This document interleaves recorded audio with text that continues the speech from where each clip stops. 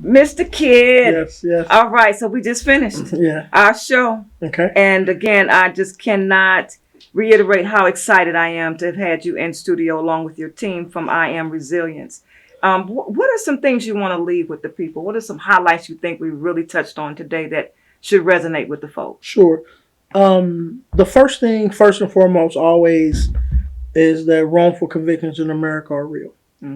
There, it's reported that 2 to 5% of the U.S. prison population is a result of a wrongful conviction. At 2.3 million, roughly in prison, they say about 2.4 now. But so you're talking about 115,000 men and women across the country.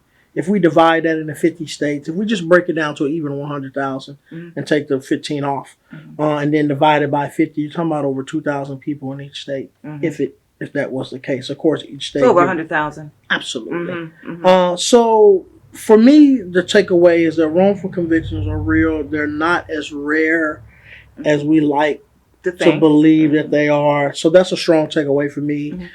Second is that we have the ability to change that through how we vote, through being educated, through how we decide to participate and engage our communities.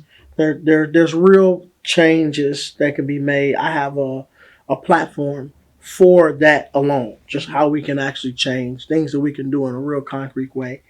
That can be found on resiliencemode.com as well. But thirdly, the spirit of resilience. Right. Just the spirit. We talked about the spirit of resilience today.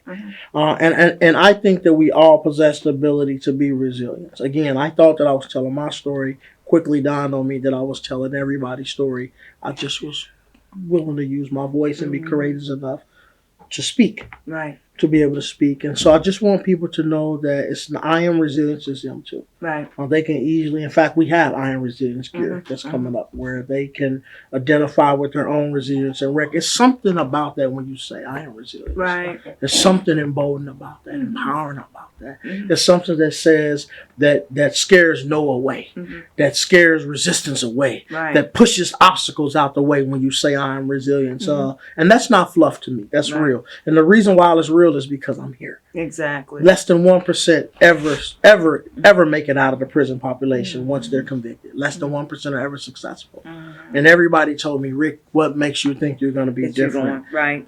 I am resilient. Right. So that's great. So I'm also reminded of another key aspect that we talked about, and that was your daughter. And I bring that up in terms of the many children who have parents that are incarcerated.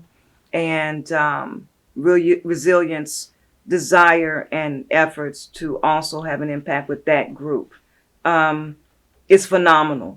Because many kids, we don't even understand when they're going to school, many teachers probably don't even know which child has a parent that's incarcerated and how that might be impacting their academic success. So can you share with us some things that you think we can do as a community to really reach out to those children? Sure. Just when we was just up in Spokane, Washington, we was talking to children, and I was really challenging the principals and the staffs to look underneath what you think the problem is. Look past the problem into the pain.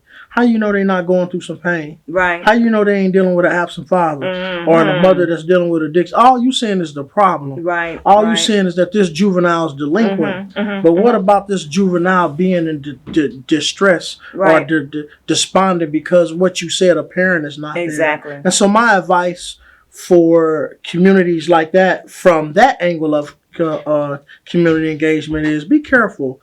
Be careful what you see when you're seeing something, especially in our young minds. The second thing I would say to anybody who's in prison or loved ones in prison, encourage them to do as much as they can, to be as much as they can when they come home. So do as much as you can to be as much as you can for when you come home, because they're going to need you. That's what I discovered. My daughter needs me.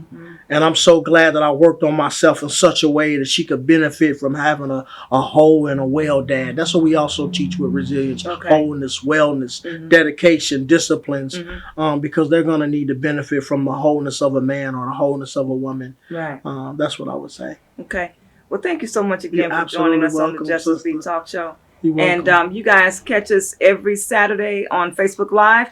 10 a.m. to 11 a.m. Central Standard Time. Like and share all of our information on all of the social media platforms.